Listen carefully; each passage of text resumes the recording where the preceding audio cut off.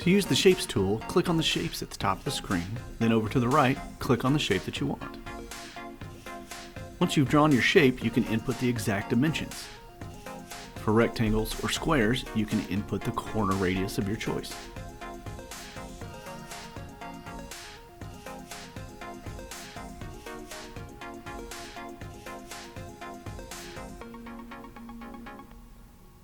To draw a perfect square, hold Shift while drawing the shape.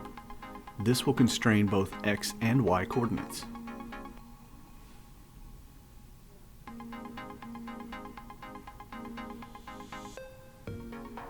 When done, make sure that you align the shapes at the bottom left of the artboard to ensure it cuts the entire template.